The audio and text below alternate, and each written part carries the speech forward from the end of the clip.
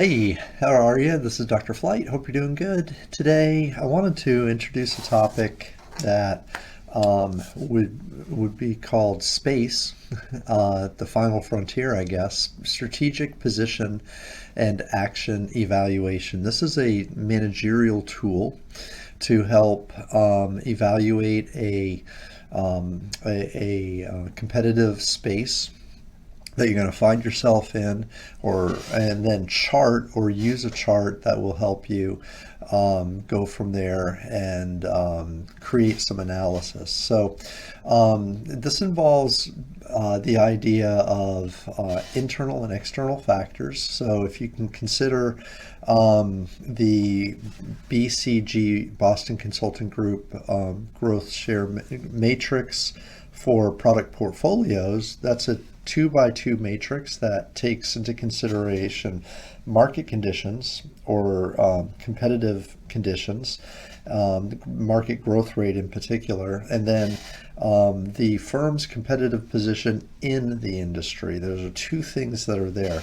So when we kind of think about this analysis using this tool that we'll show you, it takes those two things into consideration. However, it takes those two and then divides it up into two other elements, eventually to create a Cartesian plane with four dimensions on it. So this is a little unique in the construction of the actual analysis and how it's ultimately interpreted, but it also provides four different approaches, I guess, or paths forward in terms of how you can plan with the context of the industry and your position in mind. So in the external environment, industry strength and environmental stability are two things that are components of space analysis.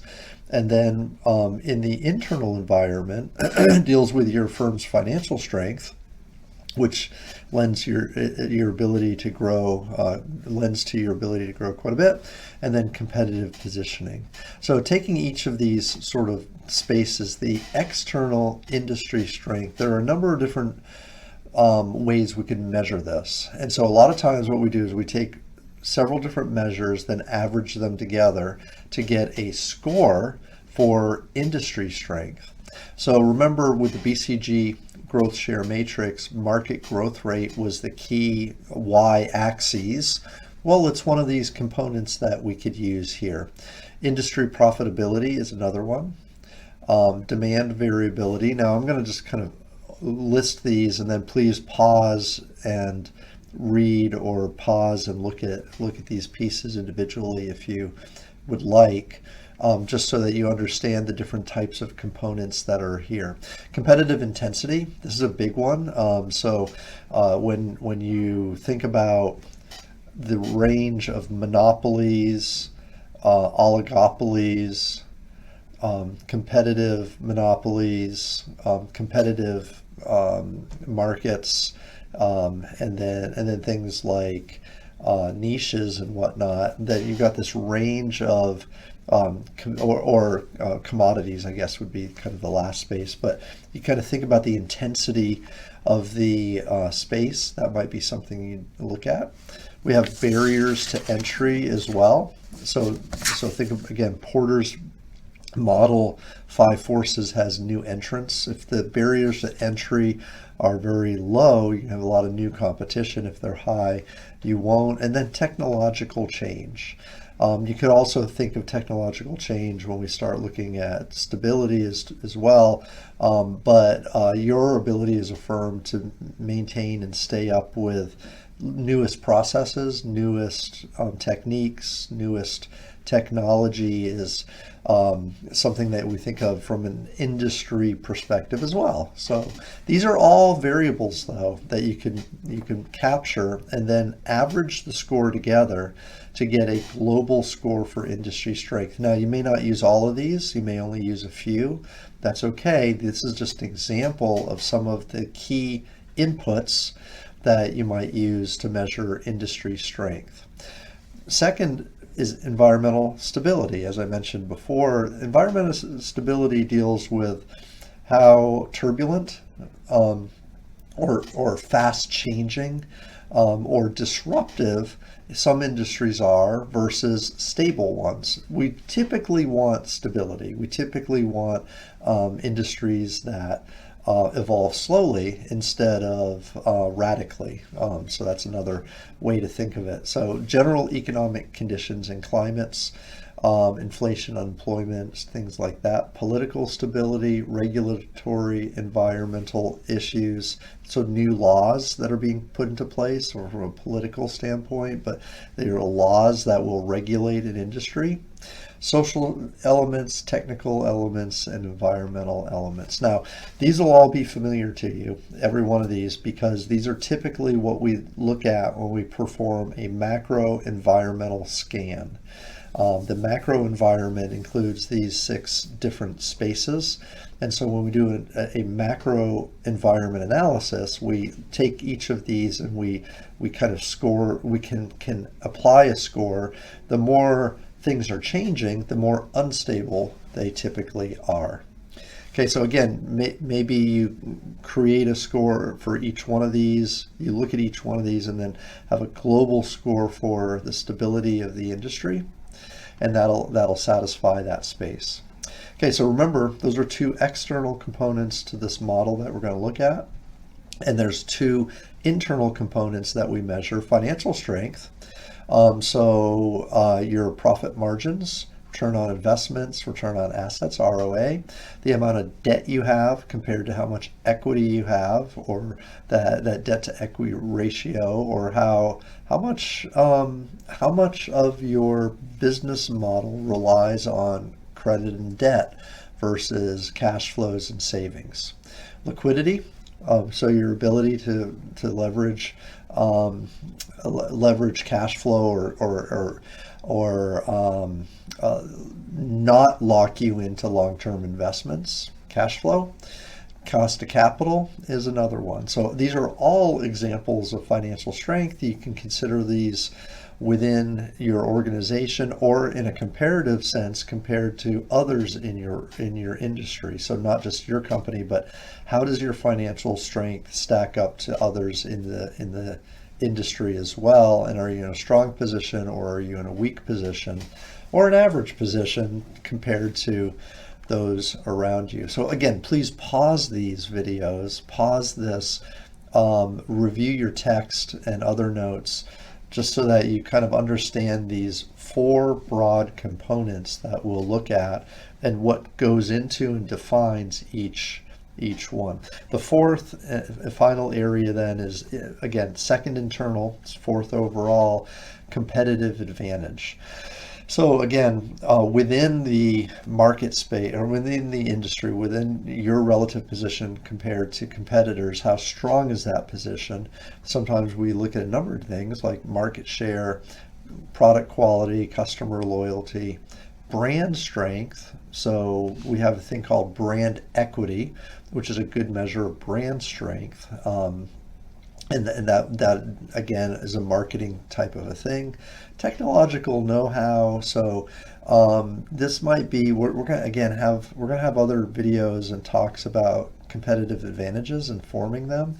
But this might be some proprietary knowledge or information that you have. And market effectiveness deals with how well you interact and relate with consumers. So remember, the idea of a market-based environment is sellers come together with buyers. Well, the sellers who understand how those transactions happen and they understand the buyers well have an advantage.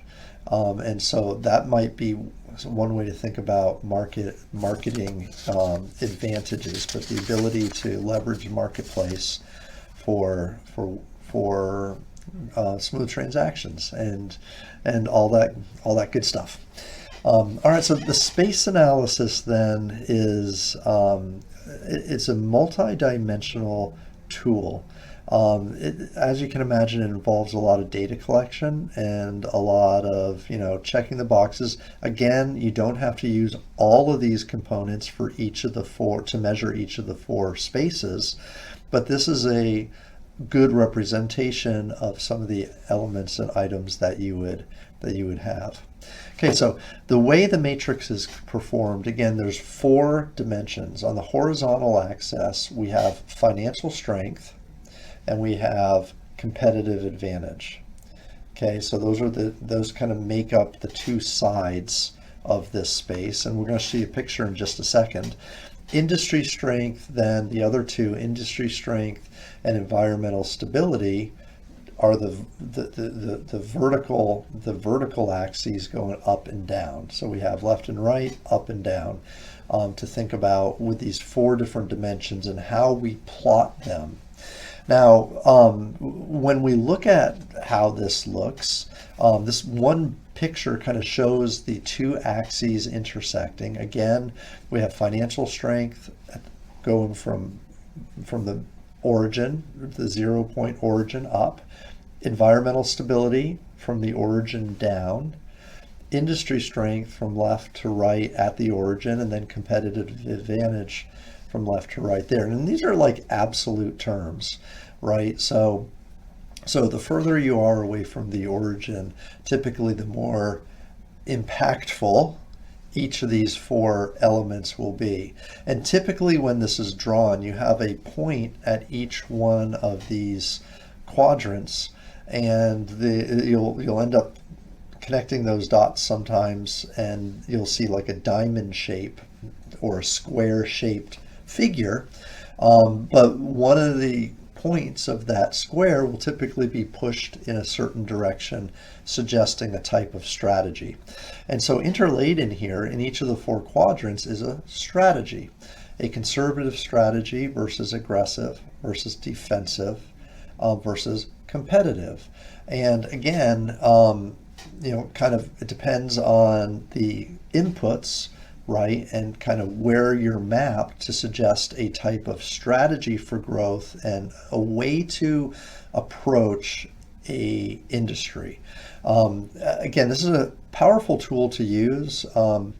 If you think about like evolving markets or changing marketplaces or industries or whatnot, this is a managerial tool that again can kind of help you, again from a marketing perspective, choose directions to go in. So these matrix quadrants, then, an aggressive position will be a posture that has a strong financial backing and high growth potential in the industry for industry strength type thing. So industry strength is high, financial strength is high.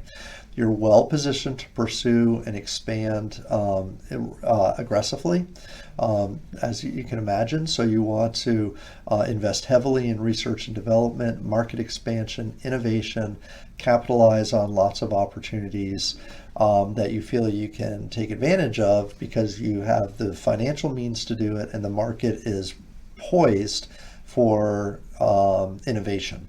So that's kind of the idea of this aggressive square, upper right hand area. Conservative would be if you have strong financial strength, but the environmental condition is one where it's placid or not moving particularly quickly. One where there's not a lot of advantage to be gained by lots of turbulence. So you can't take advantage of turbulence and change so quickly because the market is stable. So stable and efficiency of risk avoidance is not called for because the market's not really demanding it. So focus on optimizing products, existing resources, rather than aggressive growth strategies. You want to capture maybe customer surplus, maybe a penetration strategy, something like that would be something that you want to do. But it's conservative in this sense. Okay, defensive strategies happen when you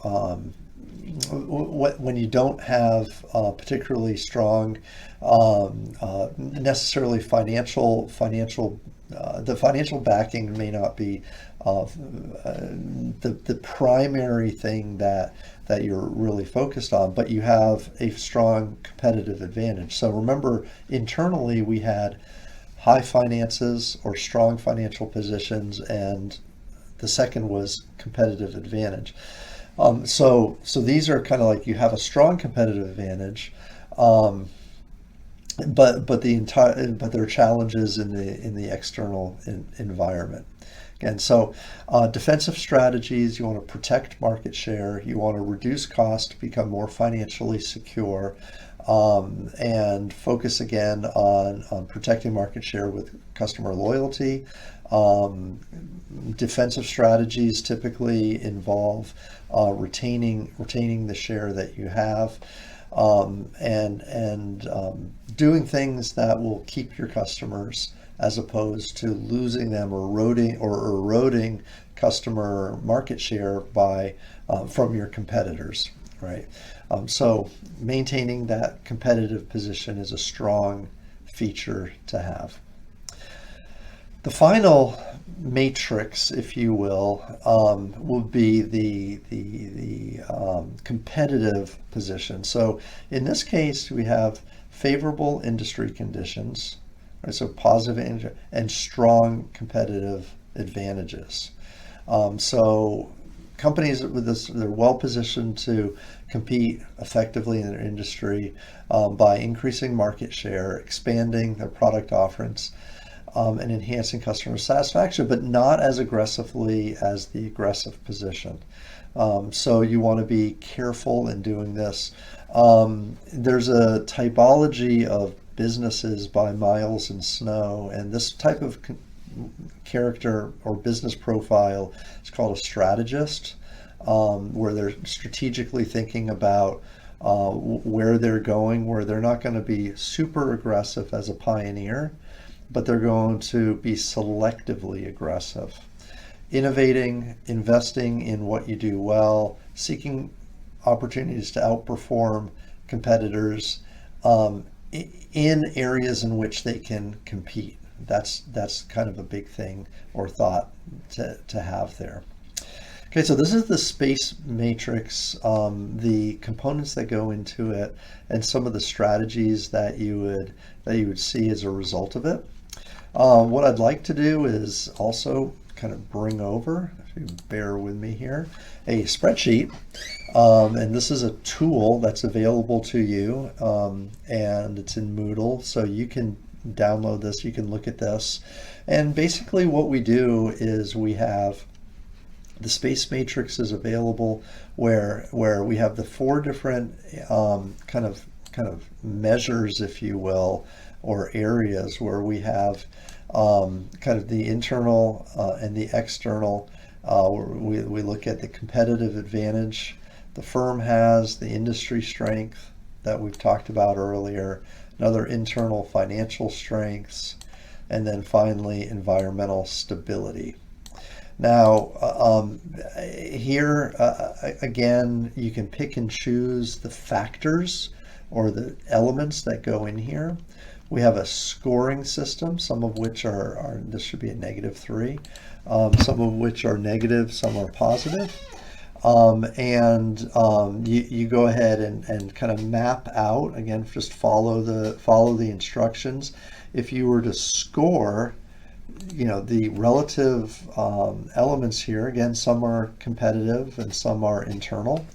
Then once that scoring is done, this quick and easy Excel chart will position where that element is. Now, this doesn't look like the 4-point positioning that you'll see sometimes charts will be designed in.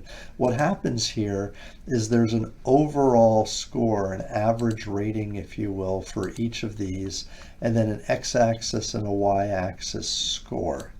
By adding those together or averaging those together, you get a 2-point system, and it plots where you should be on this. Now, obviously, as you input data that changes, or as the data changes, it will suggest different approaches or different strategies that you can engage in. Okay, so this is again the space analysis concept. It's a tool to help integrate an understanding of the market, of the industry, the competitive space that you're functioning in, and it also prescribes different approaches towards actions that you may go through with. And I didn't go into a lot of detail on the outcomes. I just want to introduce the topic and the concept to you so that you can look further into it and investigate this managerial tool a little bit more. All right, I hope you had, I hope this shed some light on this tool, and hope you're having a great day. Talk to you soon.